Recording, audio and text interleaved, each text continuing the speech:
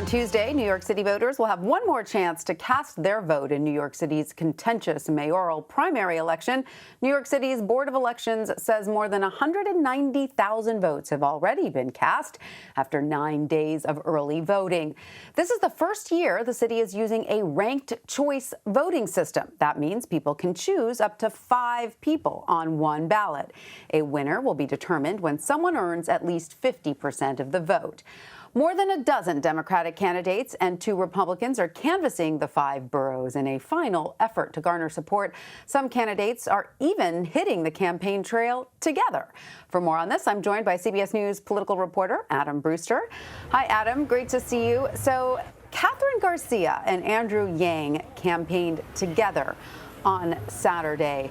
What's the strategy there, and how is Eric Adams responding to this? Could it shake up the Democratic field?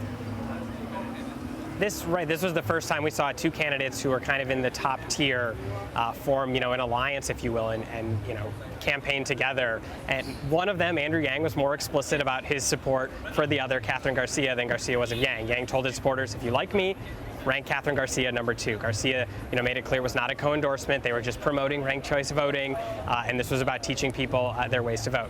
Now, the Adams campaign has sent out statements from supporters who, likened this to voter suppression. Adams said that they were trying to block a Black or Latino candidate from winning the race. Both Yang and Garcia scoffed at that idea, said that is not what this is about. It's about, ranked choice voting.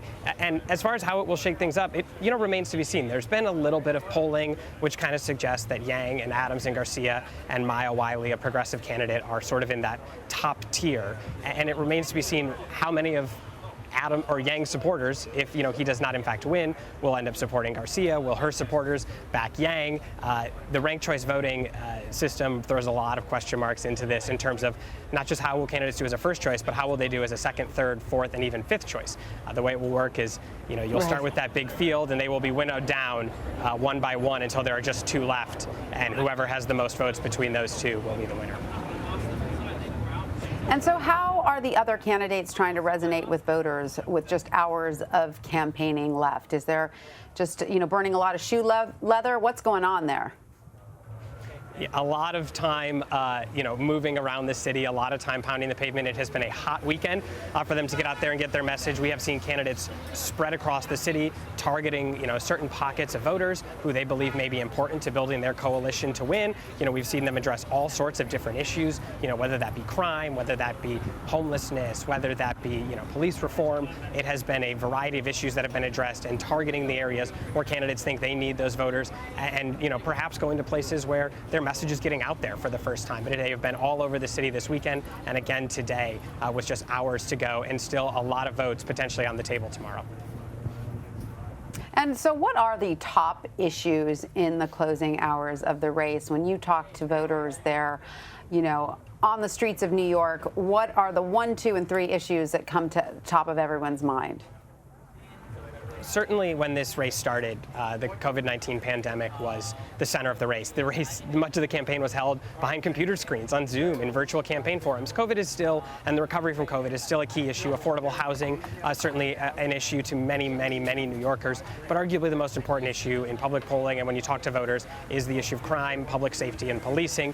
And this will present a choice for voters. Someone like Eric Adams, a former New York Police Department captain, somebody who argues that he fought for reform within the New York Police Department, but he has the answers to solve the city's crime rates right now, as you've seen a spike in gun violence and an increase in murders compared to last year, going up against someone like Maya Wiley, who presents a more progressive vision, who says she wants to reallocate $1 billion from the New York Police Department, put that to other solutions to address causes of crime. It presents a pretty clear distinction between voters, or for voters, I should say, about what vision they want the New York Police Department to take, how they think crime should be solved. Yang and Garcia have sort of aligned themselves more with Adams on that issue of crime. It will be interesting to see how that plays out, perhaps a bit of a litmus test for how Democratic voters are feeling about that issue right now. All right, Adam Brewster, thank you so much. This is turning into one of the most interesting mayoral primaries in New York City in recent memory. Thank you so much for joining us. Thanks, Tanya. You can continue to follow this story on CBSN New York. Just download the free CBS News app or head over to cbsnews.com/live. There you can find all of our CBSN local streams.